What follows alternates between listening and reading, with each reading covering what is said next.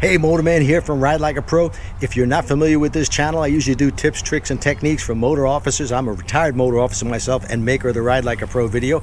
But today we're going to talk about the new Sportster S. So I'm going to jump on my old Sportster and I'm going to take a ride. And if you want to come along, we'll discuss that new motorcycle. First, let's talk about style. I love the looks of this motorcycle. From every angle, this is a beautiful looking motorcycle. Even the 2-into-1-into-2 pipe sitting up high like that, it looks great on this bike. Harley did a great job on it. Now the motor, I'm sure you've heard about this. It's the Revolution Max 1250T, T meaning torque. It's basically the same motor as the Pan America, and I've ridden the Pan America. Plenty of power, very smooth motor. On this motorcycle, it's slightly detuned for more torque. So on this bike, you've got the same amount of torque you have in the Pan America, 94 foot-pounds of torque, but it arrives at a lower RPM. I believe it's 6,000 RPM. Horsepower is 120 versus 150. But keep in mind, this motorcycle only weighs 500 pounds. 120 horsepower, 500 pounds of weight.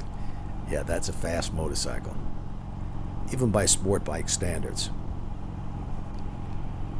It's hard to classify this motorcycle. I wouldn't call it a sport bike because it's got a 34-degree lean angle. By the way, that's about the same as you get on a Ultra CVO.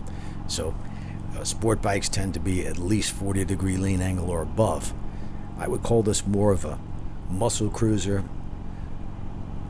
in the vein of the Fat Bob or other motorcycles like the Ducati Diavoli or the new Triumph Rocket. But I definitely wouldn't say this is a sport bike.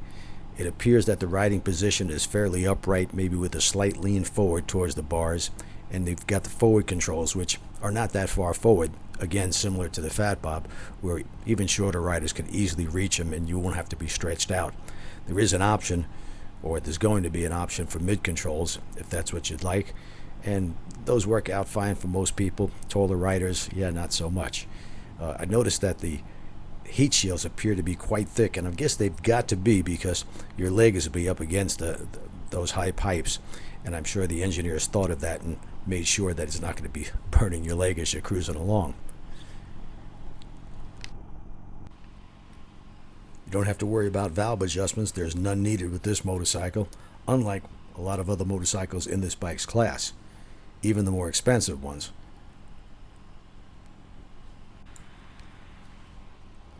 Speaking of expense, this motorcycle lists for $14,999, and that's for basic black. If you want color, the stone-washed white or the crimson color are an additional $350.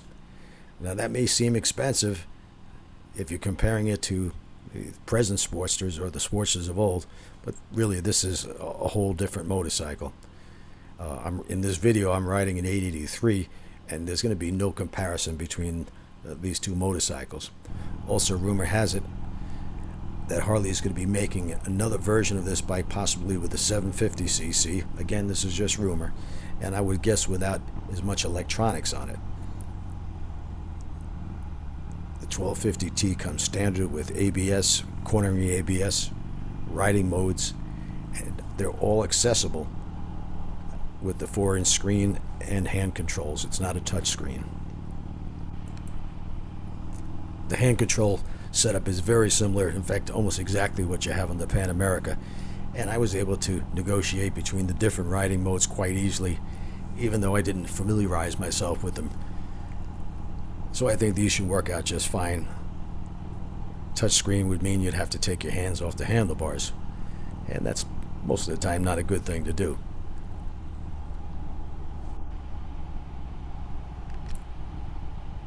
The closest thing to styling is that Harley has now would be the Fat Bob. I'm going to show you a shot of that pictured next to this motorcycle. It is a different look. Maybe the pipes are slightly similar, but for some reason those pipes just don't look very good on the Fat Bob. As I've mentioned in a past review of it, they look a lot better on this bike. Now, Harley has had some muscle cruisers in the past. In fact, they have some right now. I'd put the same class would be the Fat Bob, maybe the Lowrider S. Uh, in the past, they've made some serious mistakes in styling on their muscle cruisers. I mentioned the FXDR, which I think was in production for just a couple of years. In fact, 2 years ago, and I saw it at a Harley dealership during Daytona Bike Week, and I pointed it out. I said, if you like this bike, get it now, because it's not going to be around much longer. I knew dealers were sitting with them, plus $20,000. And it was really a straight line motorcycle with a 68-inch wheelbase. I wouldn't call it a muscle cruiser. I believe in this type of motorcycle, you should be able to go fast in a straight line and be able to corner. And with that 34-degree lean angle and the riding position, yes, I put the new Sportster S in that class. It is a fast motorcycle. You're going to have a lot of fun riding this bike, and you don't have to worry about coming to a winding road and having to scrape the pegs, at least not near as bad as some of the other bikes in its class. A lot of people are saying the Triumph Bobber is in this class of motorcycle, or the Indian Scout. I don't think so. I think it would be closer to the Ducati or the Triumph Rocket than those motorcycles. And both the Ducati Diavoli and the Triumph Rocket are at least $5,000 to $7,000 more money. Now, is the new Sportster S the motorcycle that's going to get new or young riders into the market? I don't think so, not at $15,000, and I don't think that's what it was intended for. There is a market for this motorcycles in this price range that offer this type of performance and technology, and obviously Triumph is they're selling rockets, and bobbers are being sold all over the place, and none of them are really cheap. Even the Honda Rebel 1000, which I really wouldn't put it in this class, but they're selling those bikes. So yeah, there is a market for a motorcycle in the $15,000 range, and as I said, rumor has it that there'll be another version of this bike, less expensive, possibly 750 cc's, maybe not with so much of the electronics, though I'm hoping that they'll always keep ABS as standard. But I believe this motorcycle is going to sell on the fact that it's just a beautiful motorcycle from every angle. I can't wait to ride one so I could tell you how good it is to ride, but right now they're saying fall, early fall. If you ask the dealer, they have no idea. In fact, I asked my local dealer, they don't even know what bike they're getting in tomorrow, let alone in a few weeks from now. But once the motorcycles are at the dealership, I'll be able to take one for a ride. And if you really want a bike, if you want this particular motorcycle, I would suggest you go down to your dealership right now and put a deposit on it. The price is out. We know what the MSRP is, so you'll know if they're going to be gouging you or not. But get a deposit now, because I believe that all Harley-Davidsons right now still haven't caught up to the demand. In fact, there's a lot of dealers getting $1,000 over list price for just regular Harley-Davidson motorcycles, and it appears that inventory is way down at every dealership that I've checked.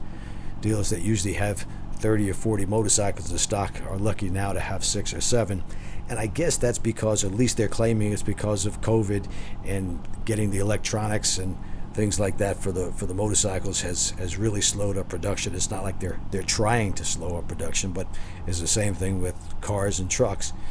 Car dealers are short of vehicles.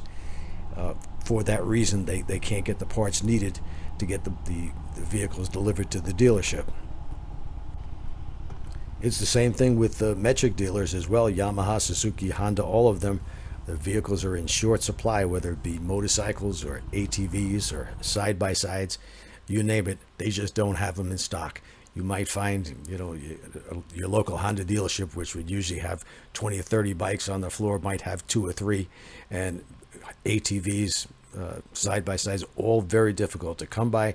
You're going to pay top dollar right now. So if you want one of these motorcycles, I would suggest going down to your local dealership, putting down a deposit, tell them you want one, and maybe you could work out the price now, or it might be better to wait another 6 or 8 months until production catches up with demand, and you may get a better deal. But I believe this motorcycle is going to sell well. It's as long as it lives up to the hype and the performance. I don't see any problem with Harley-Davidson selling this motorcycle in that $15,000 range. So I hope you enjoyed this. I hope you subscribe, give me a thumbs up, and until next time, this Motorman signing out.